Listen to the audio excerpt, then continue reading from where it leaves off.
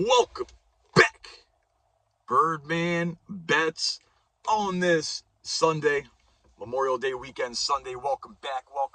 Birdman Bets is on. We got baseball popping. We had some wins yesterday. We had some losses, but today we're going to focus on the cash out. The cash out button. The cash out button is key. It could be the determining factor between winning money and losing money, or how much you win, or even how much you lose, right? You can cash out and cut your losses, but if you cash out to try and cut your losses and then a comeback happens, now you just cashed out of a winning bet. You don't want to do that. Got to be careful of that. But if a game's looking cooked and the cash out can get maybe half of your original bet back, and you think that it is over and there's no coming back from this, right? Then maybe cash out, right? If you bet 10, you can cash out maybe for $4 or $5, get part of your money back. So the cash out button, and as you do, if you do bigger bets, I only do unit size right now of 10. But in the past, I used to generally gamble. I put 100 on a game or 100 on a parlay. Last football season, I put 200 on a parlay, and I won because I cashed out. I won the first few games of it. It got down to the last game. It was maybe halftime. It was up and down. Maybe it was around like a tie game or a close game.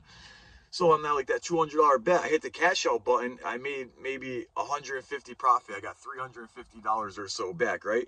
And that last game that I cashed out of, right, and got a profit out of, I would have lost that bet, right?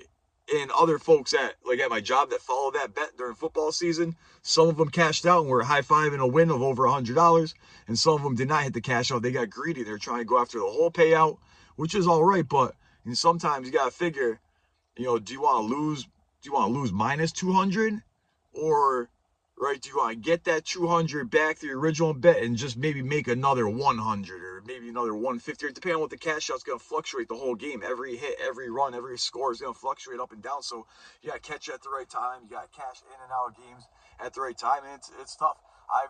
I've made the mistake one time, beginning of baseball season. I learned a valuable lesson. I was doing a long shot parlay and like 6 games, the first 5 hit, and I cashed out after when the second game got into a tie game. I cashed out because I thought they were going to lose, but it was too early in the game to cash out. It was like the second or third inning. It was a stupid move by me, and of course that team came back. All the other games won, and I could have turned that $5 into 500 on this long shot parlay, which I no longer do these long shot parlays because you can go into long losing streaks. If you're losing, even if it's a long shot parlay, just the fact that you're losing will affect your betting, your mental state, and what you don't want to go on tilt, right? You don't want to go on tilt, which is you get mad and start betting, going bigger on the bets, going crazy on them, because then you're just digging yourself a bigger hole. That's why we stick to the $10 unit size, because the bankroll is only $200. So if the bankroll, right, was $400, then 5% of that, then I could do maybe like $20 a bet, but that's what we're building to, right? Right now we're at $10 a bet. First 2 days we had wins. Yesterday we went backwards a little bit, but again, the strategy that we have yesterday, we won a few bets and we lost a few, and we end up losing a little bit more than we won, which sucks. But as opposed to high risk, high reward gambling, which you're gonna crash out and burn out. You're gonna eventually just bust out and lose it all. And you might win some, and I've won some long shot parlays, like a year ago during football season. I was hitting 4 or 5 team parlays, put $100 on it, cashing out early for a profit, and it worked most of the time. I made great money during football season, but at the end of the year, at the end of the football season and in the playoffs, I hit a little cold streak and losing streak. But now I'm betting bigger, right? I'm winning, I'm betting bigger, I'm winning. This is up money, so I'm betting bigger. Boom, a cold streak hits at the end of football season. I gave a lot of my winnings back, right? I still ended up well up for football season, but I gave a lot of it back by undisciplined betting. But I figured the undisciplined betting in the long shots is kind of what got me, so high up. So I figured I could just keep fucking hitting those long shot parlays, but eventually they'll catch up with you. That's why I got to strategize. There's no sure things in sports, but if you're betting on something, you got to be pretty sure that that game's gonna win. You're picking a winner, and that there's reasons for picking. Or you're not just picking a winner. Right? I picked the Red Sox yesterday to win, not because I'm from Massachusetts. I've been a Red Sox fan my whole life. I picked them because Baltimore sucks, and I figured Baltimore was gonna lose, and they did. It was a doubleheader.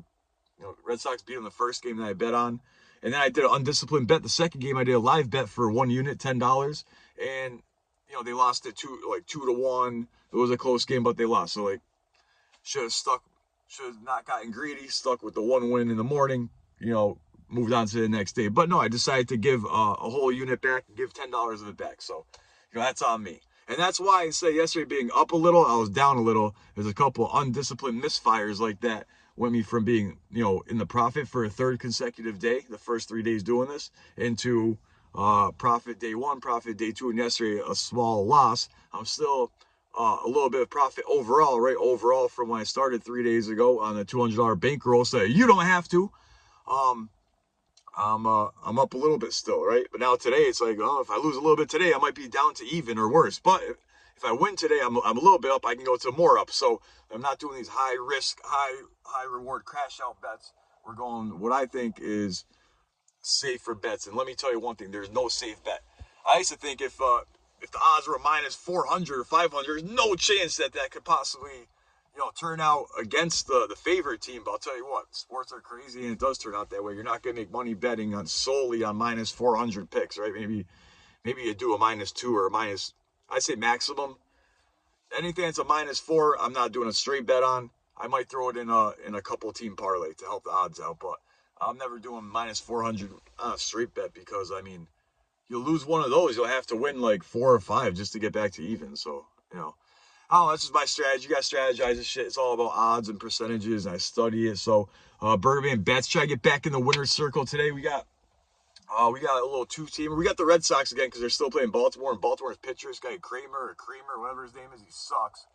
And Red Sox, after a tough loss in the second game of a doubleheader, I think they'll bounce back today with a win. So I got the Red Sox in a 2-game parlay. I did that with a little bit of an upset. I like Washington Nationals at home today, so I got the Nationals at home and the Red Sox. That's a 2-team parlay. Other than that, I got another 2-teamer, which is the Yankees. They're playing Colorado. Colorado is terrible, obviously one of the worst teams in the league. The Yankees are one of the best teams in the league. They beat them 13-1 yesterday, even though Colorado did beat them 2 days ago. I don't see them beating them again, so I got the Yankees in another parlay as well. Yankees, I forget the second team, and I'll post it in the comments or on a community post or something. I forget the second team, and it was the Yankees and somebody else. I know I kind of like the Phillies today, but I don't think I put anything on the Phillies because I wasn't too sure about it. So I hit the White Sox bet yesterday, which was an underdog. I had them at plus 150, though. The White Sox are a terrible team, but they were at home. I read the analytics. I studied it the night before, and I said, I think the White Sox are going to win at home tomorrow. And they did. They won. It was a plus 150. That was one of the wins yesterday. That was actually the biggest win from yesterday, was that plus 150 on the White Sox beating the Texas Rangers. We're a decent ball club. So welcome back, Birdman Bets on this Memorial Day Sunday.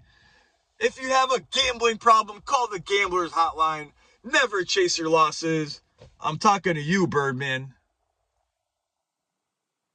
And never bet more than you can afford to lose. Again, I'm talking to everybody on that one, but I'm talking to myself too. Don't bet more than you can afford to lose, right? I'm trying to take this semi-pro into professional, but to do that, right, you don't want to end up busting out and going to zero because then it's over.